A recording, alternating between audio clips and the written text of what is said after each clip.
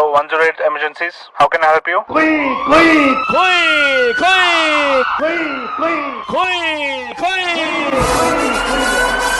ఇంతకాలంగా మూలన పడిన 104 అంబులెన్సులు అంతంత మాత్రంగానే నడుస్తా ఉన్న 108 అంబులెన్సులను మళ్ళీ దారిలోకి పెట్టబోతా ఉన్నాం.